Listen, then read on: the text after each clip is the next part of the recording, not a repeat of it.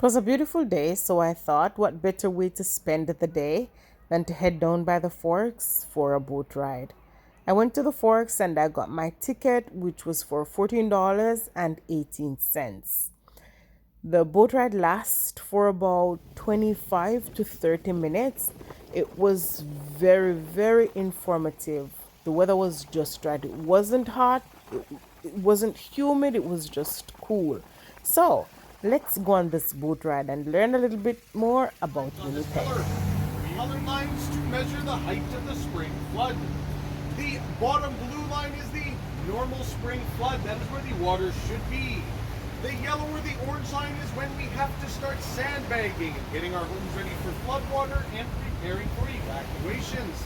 And the red line, if the water comes anywhere near that red line, that is when we begin mass evacuations. Not just for the areas around Winnipeg, but areas within the city itself, including the downtown. Now, the only times in recent history the water has come anywhere close to that red line is the 1950 flood and the historic 1997 flood of the century. This is where our provincial government works.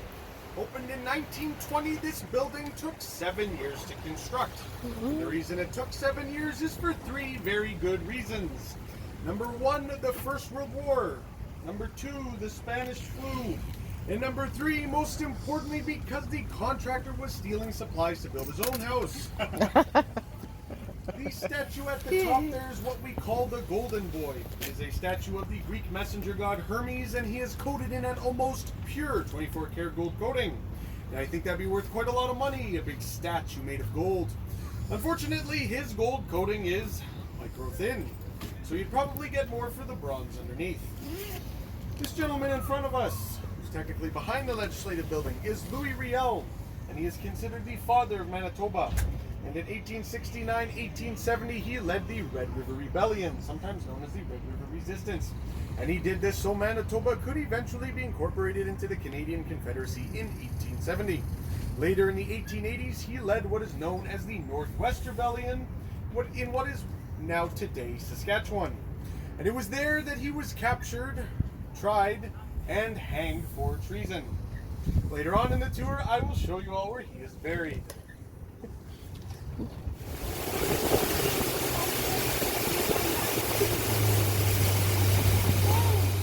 you walked around this area long enough, you'll probably notice that there's a lot of train stuff.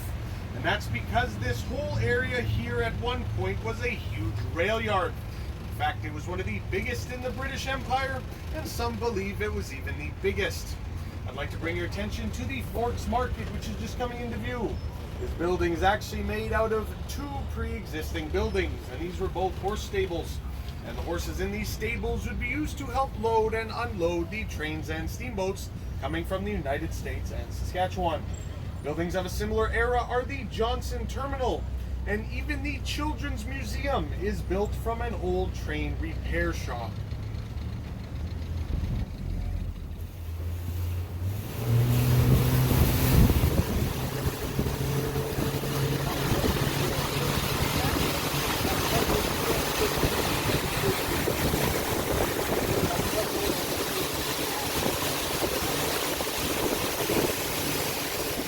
On our left, behind the trees, is the Canadian Museum for Human Rights. It is actually only one of two museums in the country to receive national funding built outside of Ottawa. When it opened in 2014, it was by far the biggest change to the Winnipeg skyline since the opening of the Esplanade Riel, the small footbridge that is currently in front of us. This bridge is what's known as a side spar cable stayed bridge. And what that means is that the big stick holding everything up is on one side of the bridge. Similar designs can be found in both Israel and the United Kingdom.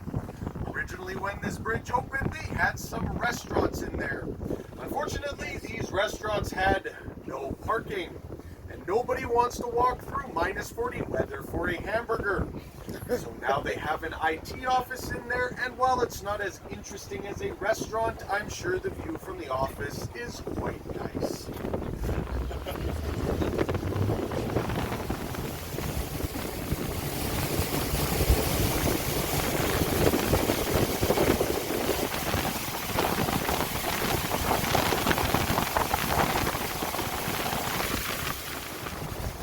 brick building directly in front of us is the James Avenue Pump Station. And this building's original intended purpose was to pump river water to boilers in the city. This would then generate steam, and this steam would be used to heat the buildings of the downtown area. Of course, since we don't use the coal-fired plant anymore, there's no need for the pump station. So now they have a restaurant in there called Chibo's, and from what I've heard, it's pretty good. I'd like to bring to your attention the yellow tape measure on this side of the pump house. There's one on the other side as well. This is where we take the official height of the Red River during the spring flood. During the spring, they will hang a small camera from that walkway pointed at that tape measure. And every morning they will take a reading here at James Avenue.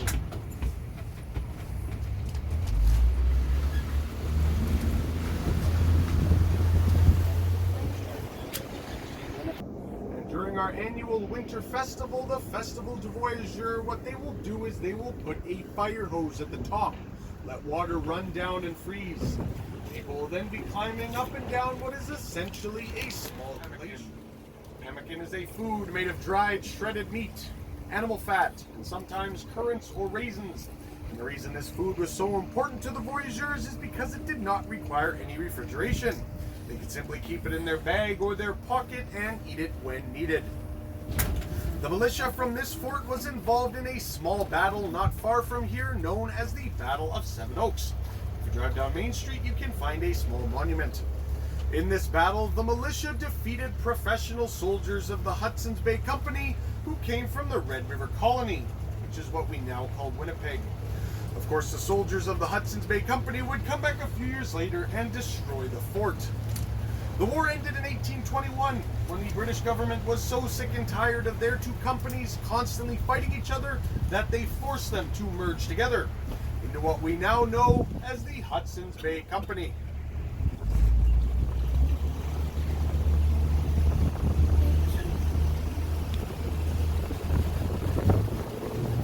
Basilica served the French-speaking population of St. Boniface, which to this day is the largest population of French-speaking Canadians west of Quebec. Unfortunately, this beautiful cathedral was destroyed by fire in the summer of 1968. And it's said that when the roof collapsed, it came down with so much force that it exploded the big stained glass window in the front, and pieces of glass rained down on the opposite bank of the Red River. Even to this day, people will walk both banks looking for small pieces of stained glass. This cathedral here is also the final resting place of Louis Riel. He is buried here along with his immediate family. Not far upstream from the cathedral, there is a white building. It may be hard to see behind those trees, but that is the St. Boniface Museum.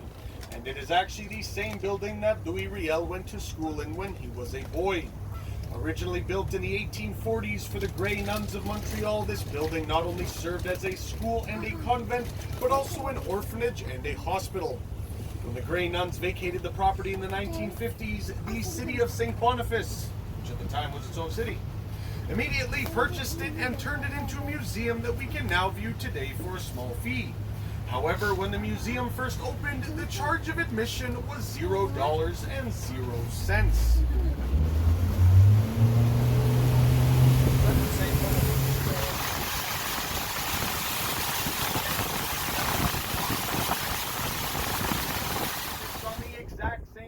That the first bridge to span this river once sat. And that is represented in the monument there on the left. If anybody knows about the St. Louis Arch, it's the same concept. The arch here represents the joining of East and West Canada over this river. On either side of the arch, we have two columns, and these are supported by bison. Bison are the provincial animal here in Manitoba. And at the top, we have bushels of wheat. This represents Manitoba's rich agricultural history.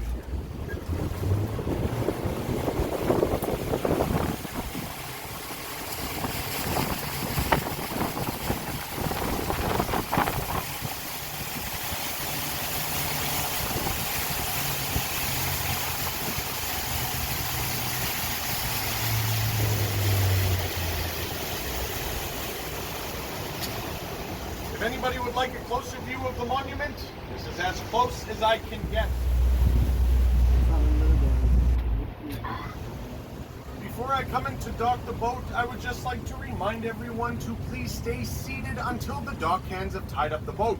I don't want anybody to trip and fall and get hurt, especially at the end of the tour. Well, Alex, my daughter and I had such a good time with you the other day. We didn't leave you a tip because my son and I had a great time with you. Thank you very much.